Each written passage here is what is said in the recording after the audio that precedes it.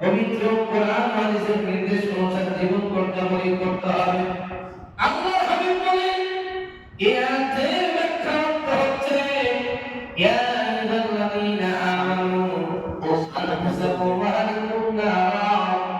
ও বান্দা, তোমরা তোমাদের আহার পরিবার শুধু তোমরা নিজেরা শুধু না, তোমরা নিজেরা এবং তোমাদের অধীনস্থ যারা আছে তাদেরকে তোমরা জাহান্নামের আগুন থেকে বাঁচাও।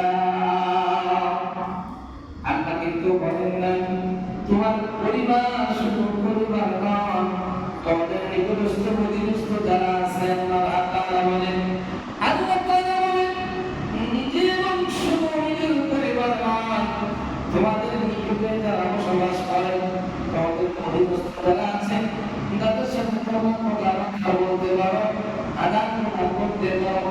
মোট কথা হচ্ছে একজন মুমিন একজন মুমিন পারস্পরিকভাবে আল্লাহ তাআলা বলেন শুধু তুমি না, তুমি এবং তোমার নিকটবর্তী যারা আছে এদেরকেও জাহান্নামের আগুন থেকে বাঁচানোর চেষ্টা করো। সুবহানাল্লাহ। সম্মানিত হাজির, হাবিব জিবরিল আমাদের মৃত্যুর পর শেষ জীবনে মানুষের কি পাপী আর কে নিষ্পাপ এদের কি অবস্থা হবে? আল্লাহ তাআলা কোরআন কারীমের মধ্যে জানিয়ে ওয়াল মুমিনুনা ওয়াল মুমিনাতু বা'দুহুম আউলিয়াউ বা'দ। সুবহানাল্লাহ। ইয়া'মুরুনা বিল মা'রুফি ওয়া ইয়ানহাউনা আনিল মুনকার। আল্লাহু আকবার বলে আল্লাহ তাআলা জানিয়ে দিলেন হে মুমিন মুমিন নারী একে অন্যের বন্ধু। সুবহানাল্লাহ বলেন তারা ভালো কাজের আদেশ করে এবং মন্দ কাজ থেকে নিষেধ করে। সূরাতুত তাওবা ৭১ নম্বর আয়াত। আল্লাহ তাআলা বলেন একজন মুমিন পুরুষ আর একজন মুমিন মহিলা ছেলে এবং মেয়ে উভয় হচ্ছে বন্ধু। মুমিন একজন আরেকজনের কি বন্ধু। সুবহানাল্লাহ বলেন আল্লাহ বলেন ওই বান্দা কেউ কারো থেকে আলাদা নয়, মুমিন পুরুষ হোক মহিলা হোক একে অপরের বন্ধু। আর তারা সৎ কাজের আদেশ করবে আর অসৎ কাজ থেকে মানুষকে নিষেধ করবে। সুবহানাল্লাহ আল্লাহ সুবহানাল্লাহ কিন্তু করে আল্লাহুম্মা সাল্লি سيدنا مولانا محمد وعلى آل سيدنا مولانا محمد। কোন মানুষটা নিষ্পাপ কোন মানুষটা পাপী, এই জন্য আল্লাহ তাআলা ভালো কাজের আদেশ মন্দ কাজের নিষেধের প্রতি গুরুত্ব আরোপ করেছেন। আল্লাহ রাব্বুল আলামিন কোরআনুল কারীমে মুসলিম উম্মতকে লক্ষ্য করে বলেছেন কুনতুম খায়রা উম্মাতিন উখরিজাত লিন-নাসি তা'মুরুনা বিল মা'রুফি ওয়া তানহাউনা আনিল মুনকার। আল্লাহু আকবার। আল্লাহ তাআলা কারীমের মধ্যে বলেন হে মুমিনেরা আমি আল্লাহ তাআলা সৎ কাজ এবং আদেশ করার জন্য তোমাদেরকে নির্দেশ করেছি। সুবহানাল্লাহ বলেন মানব কুলের জন্য মনোনীত জাতির মধ্যে তোমরাই সর্বশ্রেষ্ঠ। কুনতুম খায়রা উম্মাতিন উখরিজাত লিন-নাস মানব জাতির মধ্যে তোমরাই সর্বশ্রেষ্ঠ। সুবহানাল্লাহ বলেন আল্লাহ তাআলা বলেন সুতরাং তোমরা ভালো কাজের আদেশ করবে ও অন্যায় কাজ নিষেধ করবে। সূরা আলে ইমরান ১১০ নম্বর আয়াত। সুবহানাল্লাহ বলেন আল্লাহর হাবিব বলেন যারা সৎ কাজ করবে এবং অসৎ কাজ থেকে নিষেধ করবে এই যারা মানবে মানা করে যারা কবর যাবে, এই মেয়েদের যারা আমল করে ঈমান নিয়ে কবর যাবে এরা হলো নিষ্পাপ। আর নিষ্পাপ যখন কবরের মধ্যে চলে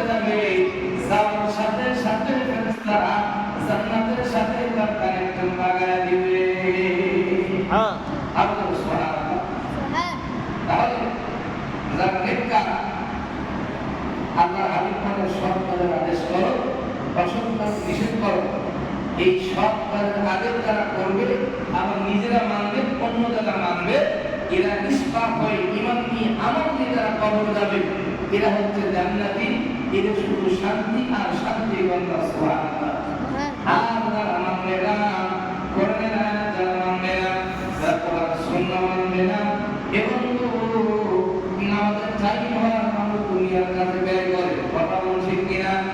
আল্লাহ তাআলা বলেন এই দুনিয়ার বুকে মুমিনের কাজ হলো যখন আযান হবে, আযান শোনার সাথে সাথে বান্দা দুনিয়ার সমস্ত কাজ ফেলে বান্দা আল্লাহকে সিজদা দেওয়ার জন্য বান্দা মসজিদের মধ্যে দাঁড়ায় যাবে। সুবহানাল্লাহ। হ্যাঁ এই জন্য যারা মুমিন নিজেকে দাবি করে যে আমি একজন মুসলমান, একটা মানুষ যখন মারা যায়, এই মানুষটা নামাজি হোক, ইমানদার হোক, বেঈমান হোক, কেউ কিন্তু এটা লক্ষ্য করে না। মরার পরে মরে গেছে, জানাজা দিতে হবে, মসজিদে মাইকিং হয়, এলাকায় মাইকিং করা হয়, শত শত লোক জানাজায় দাঁড়ায় যায়। কিন্তু কথা হলো সে যদি নামাজি হয়, এত লোক যদি পৃথিবীর সব মানুষ দাঁড়ায় লাভ হবে নাকি?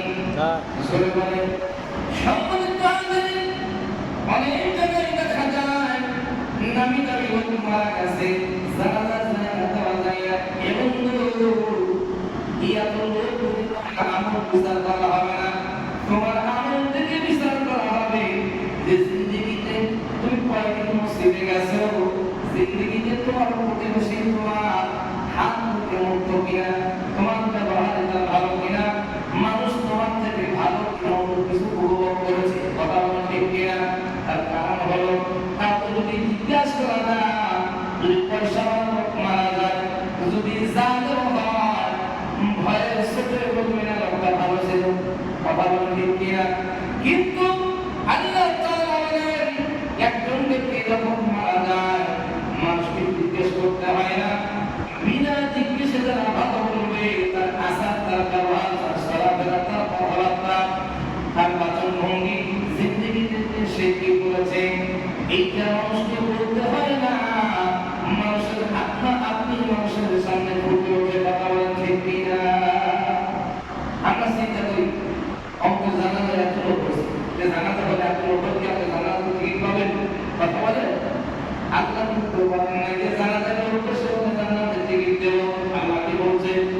আল্লাহ তো বলেন না, আল্লাহ বলেন মুমিন ঈমানদার মুসলমান হতে হবে। আল্লাহ বলেন ইয়া আইয়ুহাল্লাযীনা আমানু তাকুল্লাহা হাক্কা তুকাতিহি ওয়া লা তামুতুন্না ইল্লা ওয়া আনতুম মুসলিমুন। আল্লাহু আকবার।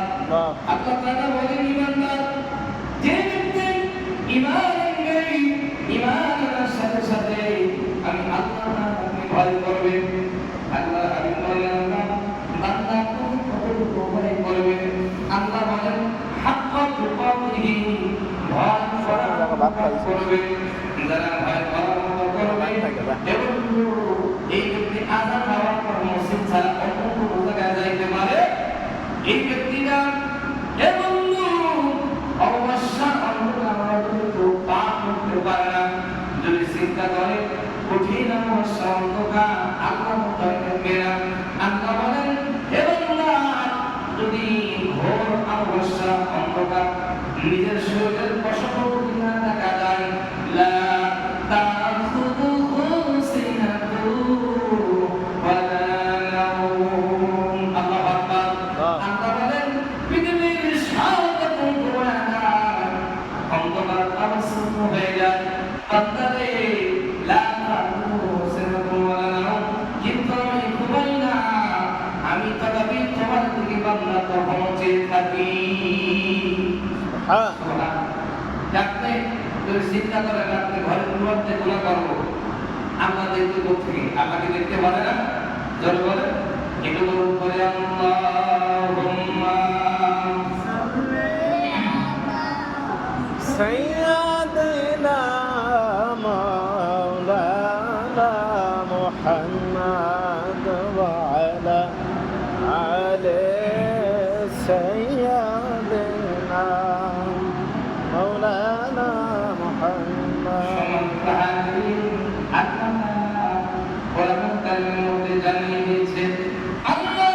হাবিব বলেছেন অন্যায় অগ্রহিত কাজে কোনো মুমিন চুপ করে বসে থাকতে পারবে না, বরং তার শক্তি সামর্থ্য অনুসারে তার প্রতিহত করবে। এই সম্পর্কে আল্লাহ হাবিব নির্দেশ করেছেন, নবী বলেছেন, মান রায়া মিনকুম মুনকারান فليغيره بيده فإن لم يستطع فبلسانه فإن لم يستطع فبقلبه وذلك أضعف الإيمان। সুবহানাল্লাহ। আল্লাহর হাবিব বলেন, তোমাদের মধ্যে থেকে যদি কেউ কোনো মন্দ কাজ দেখে তাহলে তার উচিত তার হাত দ্বারা অর্থাৎ শক্তি দ্বারা এক নম্বর, দুই নম্বর প্রতিহত করা, দুই নম্বর হতে যদি তা না পারে অর্থাৎ শক্তি তারা যদি না পারে তাহলে তার মুখে কথায় দ্বারা প্রতিহত করা, যদি তাও না পারে তাহলে তার অন্তরে তার প্রতিহত করা অর্থাৎ উক্ত কাজের প্রতি অন্তরে প্রতিহত করার চেষ্টা করা। আর এটা হচ্ছে দুর্বলতম ঈমান। মুসলিম সুতরাং আল্লাহ হাবিব বলেছেন, পবিত্র হাদিসের বর্ণনা হচ্ছে, একই ব্যক্তি সকল অবস্থায় হোক আর দুর্বল অবস্থায় হোক অসৎ অন্যায় কাজের প্রতিহত করার ব্যবস্থা করতে হবে। কোনো অবস্থায় চুপ করে বসে থাকা যাবে না। রাষ্ট্রীয় পর্যায়ে সৎ কাজের আদেশ অসৎ কাজের নিষেধ করার প্রতি গুরুত্ব আরোপ করে মুমিনদেরকে লক্ষ্য করে আল্লাহ তাআলা বলেন, আল্লাযীনা ইম্মাক্কান্নাহুম ফিল আরদি আকামুস সালাতা ওয়া আতুজ যাকাতা ওয়া আমারু বিল মা'রুফি ওয়া তানহাউ আনিল মুনকার। আল্লাহ তাআলা বলেন, যদি তোমাদেরকে জমিনে ক্ষমতা দান করি তাহলে তারা নামাজ কায়েম করবে, যাকাত আদায় করবে, ভালো কাজের আদেশ করবে, মন্দ কাজ থেকে নিষেধ করবে। সুবহানাল্লাহ। এই সূরাতুল হাদিদ 119 নম্বর আয়াতে আল্লাহ তাআলা বলেন, যদি তোমাদেরকে আমি ক্ষমতা দান করি জমিনে তোমরা নামাজ কায়েম করবে, সুবহানাল্লাহ, আর যাকাত কায়েম করবে, আর তোমরা সৎ কাজের আদেশ করবে, অসৎ কাজের নিষেধ করবে। একটা প্রধানমন্ত্রী থেকে শুরু করে একটা লো লেভেলের লোক পর্যন্ত যদি একটা ইউনিয়ন পর্যায়ে যদি একটা কমিশনার একটা মেম্বার যদি ক্ষমতা পায়, এই কোরআনের সূরাতুল হাদিদ 119 নম্বর আয়াতে আল্লাহ বলেন, জমিনে যারা ক্ষমতা পাবে যাদেরকে আমি আল্লাহ ক্ষমতা দেব তাদের প্রথম কাজ হলো রাষ্ট্রীয়ভাবে নামাজকে কায়েম করতে হবে। সুবহানাল্লাহ। আপনি যে যদি করেন না কেন রাষ্ট্রীয়ভাবে নামাজ কায়েম করা ফরজ। রাষ্ট্রীয়ভাবে যদি নামাজ না কায়েম করতে পারেন আপনার এই দলের কোনো বেল নাই। বেল আছে কি? আমি নাম বলতেছি না। যেই ক্ষমতা পাবে রাষ্ট্রীয়ভাবে আল্লাহ বলেন, জমিনে যারা তাকে আমি ইজ্জত দিয়েছি, ক্ষমতা দিয়েছি, এই ব্যক্তি যা জমিনে নামাজ কায়েম করবে। কন্যা সোহান আরো বলে নামাজ প্রতিষ্ঠিত করতে হবে, কায়েম শব্দের অর্থ প্রতিষ্ঠিত করা। সুবহানাল্লাহ বলবেন না? রাষ্ট্রীয়ভাবে যখন নামাজটা প্রতিষ্ঠিত হবে, আপনার নেতারা যখন নামাজ করবে, নেতাদের পিছনে যারা সেলামেলা করে একটা সিগারেটের জন্য, 100 টাকার জন্য, একটা পান খাওয়ার জন্য, আছে না সেলামেলারা? এক ওয়াক্ত নামাজ কালাম খবর নাই, আমার ভাই চরিত্র ফুলের মতো পবিত্র। খবরদার, যেই নেতা নামাজ কালাম করে না, যেই নেতার কাছে কোরআন সুন্নাহ নাই, যেই নেতার কাছে পবিত্রতা নাই, ওই নেতার সাথে আমাদের কোনো সম্পর্ক নাই। নেতা যেই হোক না কেন, নেতা যদি হতে হয় ওই নেতাকে সর্বপ্রথম দেখা লাগবে নেতা নামাজের কথা বলেনি না, ঠিক কিনা? এখন বিশাল বড় একটা হুজুরকে দাওয়াত দিয়েছে, হুজুর ওয়াজ করার পরে রাত্রিবেলা ফজর নামাজ না করে হুজুর ঘুমিয়ে থাকে। আপনি এটা দেখলেন, তাহলে সারা রাত পয়সা টাকা বক্তাকে দাওয়াত দিয়েছে, এই হুজুরকে আপনি কি ফজর করে খাইতে দেবেন নাকি অপমান করবেন? কি করবেন? খাওয়া তো হুজুর কথা, টাকা শুদ্ধ যদি কিনে নেওয়ার উপস্থিত থাকে, ব্যবস্থা থাকে, তার কারণ হুজুর সারা রাত যদি বাস্তবে নামাজ না পড়ে, আমাদের সমাজে এরকম ব্যবস্থা করা দরকার যে নামাজ পড়বে না, আমাদের সমাজে সে মাথা হতে পারবে না। কথা বলেন নাই? যিনি নামাজ পড়বে না, সমাজে সে মাথা উঁচু করে থাকতে পারবে না। একটা যদি ধ্যান আনা হয়, কারণ যদি যোগ্যতা থাকে, সমাজকে নিয়ন্ত্রণ করবে সে। কথা ক্লিয়ার? এটাই কোরআন বলছে। সূরাতুল হজ 41 নম্বর আয়াতে আল্লাহ তাআলা বলেন, সমাজে যাদেরকে আমি দায়িত্ব দিয়েছি, যারা দায়িত্ব পাবে, তাদের প্রথম কাজ হচ্ছে তারা নামাজ প্রতিষ্ঠিত করবে। সুবহানাল্লাহ বলে। নামাজ প্রতিষ্ঠিত করবেন বড় দুঃখের বিষয়। আযান হয়, অনেক মায়মুরবি নামাজে যায় না, আযানের পর এমনি করে গায়ে বাতাস লাগায়। এই সময় যদি আজরাইল চলে আসে, তাদের তো লজ্জা হওয়া দরকার। যদি আজরাইল আসে, মসজিদের মাইকে আমার নামটা আগে আগে বলা হবে, অমুকে মারা গেছে, বলবে না? একজন ইমানদার মুসলমান তখন কিন্তু আপনাকে ফেলে দিবে না, বলবেন আল্লাহ বান্দা মারা গেছে, জানাজাটা করে নিয়েছি। কিন্তু চিন্তা করেন, জানাজা তো দেরি হলো, কিন্তু কবরে আপনাকে কে বাঁচাবে? কবরে আপনার কি হবে? এই জানাজায় 200 লোক 500 লোক যদি দাঁড়ায়, তারা কি আপনার কবরে যাবে? সারা জীবন যে নামাজ ফাঁকি দিয়েছে, ইমানে ফাঁকি দিয়েছে, আমলে ফাঁকি দিয়েছে, এই ব্যক্তি কি কবরে এই 500 জনের দোয়া কাজ হবে? জোরে বলেন।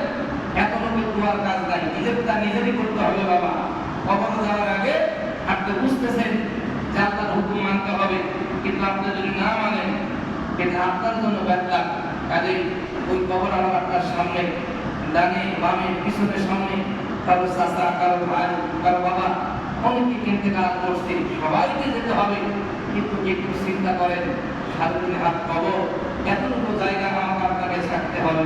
কোনো খাট থাকবে না, কোনো পালঙ্ক থাকবে না, কোনো এসি থাকবে না, কোনো মুরগি থাকবে না, গরু থাকবে না, খাসি থাকবে না। কি খাবো, কিভাবে সমস্যা? স্ত্রী কেউ থাকবে না, মোবাইল থাকবে না, বিড়ি থাকবে না, সিগারেট পান থাকবে না, কিছুই থাকবে না। এত অহংকার কিসের আমার আপনার? কোনো অহংকার করা যাবে না। অল্প দিনে মুসাফির হাতে আল্লাহ তাআলা পাঠিয়েছে। এই অল্প সময় ইমানের সাথে, তাওয়াক্কুলের সাথে আমাকে আপনাকে চলতে হবে, নবীর সুন্নাহর সাথে চলতে হবে। আল্লাহ তাআলা আমাদের সকলকে মুমিনদের সুন্নাহ তরিকায় আমল করে ঈমান নিয়ে আমরা কবরে যেতে আল্লাহ তাআলা তৌফিক দান করে। সকল বলেন আমিন। দরুদ পড়ে আল্লাহুম্মা সাল্লি سيدنا مولانا محمد وعلى آله سيدنا مولانا محمد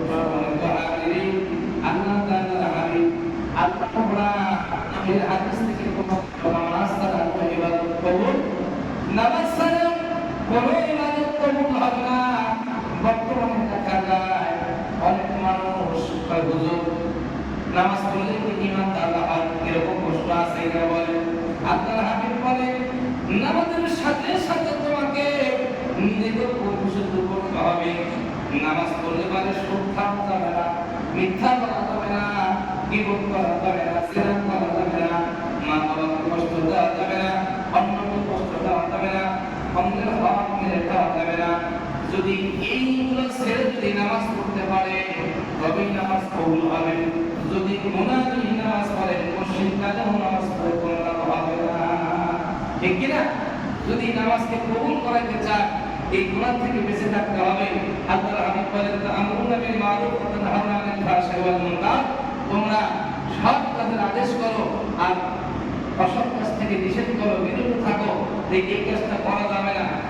এখন কেউ যদি কাউকে বলে যে ভাই আপনি তো নামাজ পড়তে যাচ্ছেন, আপনি বিড়ি খায়েন না, সিম্পল একটা প্রশ্ন, বিড়ি খায়েন না, অথচ যিনি বললেন নিজেও বিড়ি খায়, নিজে যদি আমল না করে অনেক বলে লাভ হবে? লাভ হবে না। কাজেই গাঁজা, মদ, হিরোইন এটা তো অনেক দূরে রয়ে গেল। আপনি যদি সামান্য বিড়ি, অধিকাংশ বিড়ি যদি আপনি অনেকের বিড়ি খাওয়া না করুন, না করুন কয়বার জোরে বলেন। আপনি যদি জীবিত দশায় 30 বছর 40 বছর ধরে আপনি যদি এক টাকা যদি আপনি বেঁচে থাকেন, এই মাকরু মাস্তা থেকে আপনি চালাই দেবেন? জোরে বলেন। বিড়িতে একটা নিশা তো একটা হারাম। যেমন পানি জলটা খাওয়া তো মাকরু, চিংড়ি মাছের ইয়া খাওয়া তো মাকরু, তার চিংড়ির তো দাম বেশি, কথা বল না কেন? তার মানুষ খায় অনেক ছোট ছোট বিষয় আছে যেটা অনেক বড় পর্দায় চলে যায়। আল্লাহর হাবিব বলছেন যে নামাজের সময় মানুষের সাথে যে ফেরেশতা থাকে এরাও তাদের জন্য দোয়া করতে থাকে। এখন আপনার গায়ে যদি বিড়ি গন্ধ থাকে ফেরেশতাকে থাকবে ধরে বলে এই বিড়ি সিগারেট যারা আবিষ্কার করেছে তামাক ইহুদি এবং নাস্তিকরা, এরা কোনো মুসলমান আবিষ্কার করে না। বিড়ি কি কোনো মুসলমান আবিষ্কার করছে? করে নাই। আতর আবিষ্কার করছে। আতর লাগান গায়ে, আপনি আতরটা লাগান গায়ে, আতর লাগায় যদি নামাজের মধ্যে যান। বর্তমানে ওলামা মাশায়েখরা ওনারা পরামর্শ করেছেন যে এই বিড়ি খাইলে মানুষের কি কি ক্ষতি হয়। বিড়ি খাইলে ক্যান্সারের সম্ভাবনা থাকে, আছে কিনা? বিড়ি সিগারেট খাইলে, তামাক খাইলে ক্যান্সার হয়, তারপরও মানুষ খায় কেন? আপনি একটা বিড়ি খাওয়ার মধ্যে সারাদিনে 100 টাকা আপনার খরচ হয়, আপনি হাত পেতে দুধ খান, 2টা কলা খান, ওই টাকাটা জমা রাখেন, তাও বিড়ি খান না। পান খান, সব করে দুই একটা আলাদা বিষয়। আবার পান খাওয়ার কিন্তু রাস্তা আছে। আপনি অনর্গল পান খাচ্ছেন, খাওয়ার পরে নামাজের টাইম হয়ে গেছে, আপনি ধামসা করে উজু করে নামাজে দাঁড়িয়ে গেছেন, কিন্তু দাঁতের মাঝখানে পায়ের টুকরাগুলো রয়ে গেছে, আছে কিনা? আপনার হাবিব বলেন যদি সরষের পরিমাণ দানা যদি কারো আপনার দাঁতের ফাঁকার মধ্যে থাকে তাহলে ওযু কিন্তু হবে না। আর ওযু না হলে কি নামাজ হবে? পান খাওয়ার পরে খিলাল করতে হবে, গোশত দিয়ে ভাত খাওয়ার পরে খিলাল করতে হবে, যে কোথাও কষ্ট লেগে আছে কিনা। কথা কি ক্লিয়ার? যত বড় হুজুরের কাছে যান, যত বড় মাস্টার কাছে যান, কোনো কাজ হবে না। মাস্টার একটাই সমাধান, পান খাওয়া নিষেধ নাই, কিন্তু খাওয়ার পরে খিলাল করতে হবে। সুপারি পানের আগা গোছা যদি কোনো দাঁতের ভাষার মধ্যে থাকে ওযু হবে না, আর ওযু না হলে নামাজ হবে না। কাজেই বিড়ি খাওয়া, পান খাওয়া, বিড়ি খাওয়া ছেড়ে দেন, পানটা খান কিন্তু হালকা খান। খাওয়ার পরে উত্তম ওযু করেন, ভালো করে ওযু করেন। কাজেই আমরা তো কষ্ট করে নামাজ আদায় করতে আসি, ওযু করি, শীতের মধ্যে অনেকে নামাজ পড়ে। কাজেই সামান্য একটা পান খেয়ে যদি ওযু নষ্ট হয়, আমি মনে করি যে ওযু করার আগে ওইটা ভালো করে পরিষ্কার করা দরকার। দরকার কিনা? ওযুর আগে আপনাকে ওই দিকে খেয়াল দিতে হবে। কাজেই আল্লাহ তাআলা আমাদের সকলকে বলেন ওযু করো, সকলে বলেন আমিন। আর মাসিক মসজিদে যারা দেন না কয়েক মাস ধরে, যেহেতু মসজিদের নৌকা নাই, আমরা যাইতে পারি না, মেহেরবানি করে অনেকের অনেক প্রায় 3 মাস 4 মাস বাকি হয়ে গেছে, কেউ দেয় না, মেহেরবানি করে আপনারা মসজিদে এগুলো দিয়ে দিবেন। তার কারণ হলো মসজিদে দান করা যে কত সওয়াব, আল্লাহর হাবিব বলেন একটা মসজিদ বানানো সেজন্য জান্নাতের মধ্যে একটা রূপ তৈরি করলো আল্লাহ সুবহানাহু। মসজিদের অনেক মান রয়েছে। মসজিদ হলো আল্লাহর ঘর। দুনিয়ার সব আপনার বেঈমান হয়ে যাবে, সব বেঈমানি করবে, ছেলে স্ত্রী পুত্র সন্তান মরার পরে জায়গা জমি যত বড় হাজী হন কাজী হন, একটু যদি কম করে ভাগে, হাজির কি নাম থাকে? নাম থাকে না। ছেলে মেয়ে নাম ধুয়ে দেয়, পরের কথা বাদই দিলাম। কাজেই এই মসজিদ যতদিন নামাজ পড়েছেন, পড়বেন, যারা পড়বে সাদকায়ে জারিয়া, এই সব কেউ আপনার ভাগাভাগি করে নিতে পারবে না। কাজেই একটু মসজিদে আপনারা মন দেন, মসজিদে খেয়াল করেন, মসজিদের ভালোবাসেন। যেহেতু আপনার হাবিব সাহাবীরা আসহাবে সুফা একটা জায়গা আছে মদিনাতুল মুনাওয়ারা, সেখানে সাহাবীরা বসে থাকতেন, আল্লাহ রাসূল বক্তৃতা দিতেন। মসজিদের কি মর্যাদা, সাহাবীরা সবসময় মসজিদের খেদমত করেছেন। আল্লাহর হাবিব মসজিদকে ভালোবেসেছেন। আমাদের দায়িত্ব আছে, আছে কিনা? কাজেই আমরা সকলে আমাদের দায়িত্ব হলো এই মসজিদকে সুন্দর করা, মসজিদকে ভালোবাসা। কোন কাজ করলে আর নামাজ আদায় করা, শুধু মসজিদ সুন্দর করলে কিন্তু হবে না। মসজিদে টাইলস লাগাইলে কিন্তু আপনি নামাজ পড়লেন না, তা কিন্তু হবে না। নিজেরও নামাজ পড়তে হবে, এই টাইলসের মর্যাদা দিতে হবে। টাইলস লাগিয়েছি কিন্তু আমি মসজিদে যাই না, তাহলে কিন্তু হবে না। কাজেই আল্লাহ তাআলা আমাদের সকলকে ফিতনা ফাসাদের এই জামানা থেকে ঈমান আমল তাজা করে আমরা যেন ইহদিনাস সিরাতাল মুস্তাকিমের পথে রাহে আল্লাহ পাক তাআলা চালাই। সকলে বলুন আমিন। ওয়া আখিরু দাওয়ানা আলহামদুলিল্লাহি রাব্বিল আলামিন। আসসালামু আলাইকুম ওয়া